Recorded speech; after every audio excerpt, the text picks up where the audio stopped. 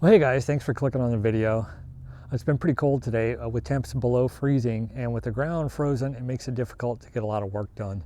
So I spent the day prepping for the two main projects that I have going on, and I figured now would be a good time to kind of give you guys an update as to what the actual garden plan is.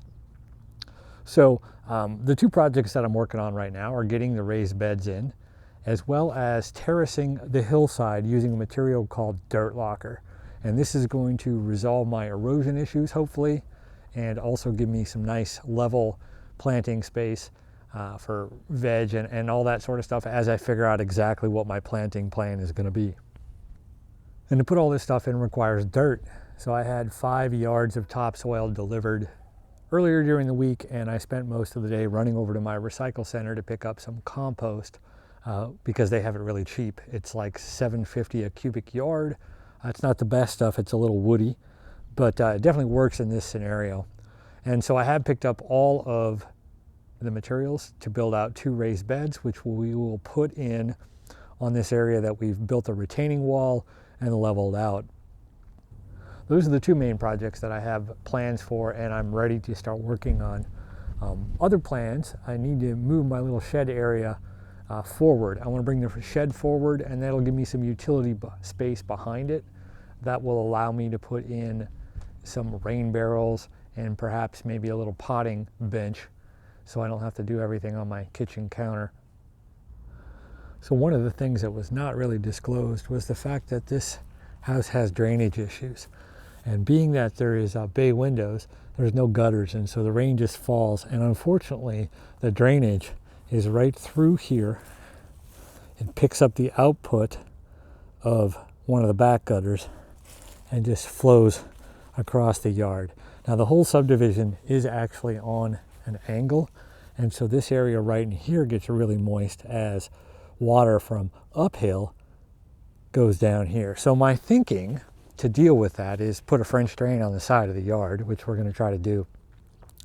But our dirt locker goes up here, and this area will be an orchard area. So if you're familiar with cordon apples, stick some info down below as to recommended rootstocks and any good pruning guides that you have. But we'll have a 5-foot pathway here, and then the rest will be dirt locker. And so then in this area right here, I was thinking about putting in a small wildlife pond, perhaps taking our pathway and actually going at an angle to connect up with the shed once we move it forward.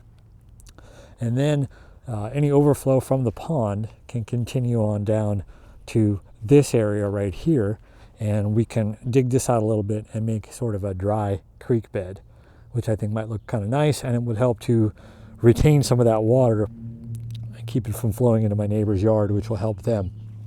Perhaps, once again, big dreams, construction area, perhaps in this area we could put like a little deck area that kind of goes across and have it as like a little seating area and plant some plants or small shrubs or trees that can get a little bit of height to provide a little bit of shade, because this whole area just gets nothing but sun. North is that direction, so this is southern facing hillside, and it's going to roast once it's 90 to 100 degrees. And that's kind of about it. I think that's going to take us all the way through the season, as well as planning out what sort of veg we're going to put up onto the hillside inside the dirt lockers. I also need to drill out the top of the stump. The stump was left due to the fact that there's a fence post inside the stump, and so nobody wanted to cut it. So I'm going to drill out the top and put sort of like a planter in there. And we also inoculated the stump with a bunch of chicken of the woods plugs in hopes that chicken of the woods mushroom would grow on that oak, because that is an edible mushroom. And that's one of the goals, is to bring about as much edible stuff as we can get inside of this little small space. So anyway, that's kind of what it is. I've renamed the channel to Aspen Fields Gardening, which is what we call this little space of ours, Aspen Fields. And we're hoping to make it a fantastic garden for both humans and wildlife, and generally find peace and tranquility in the backyard.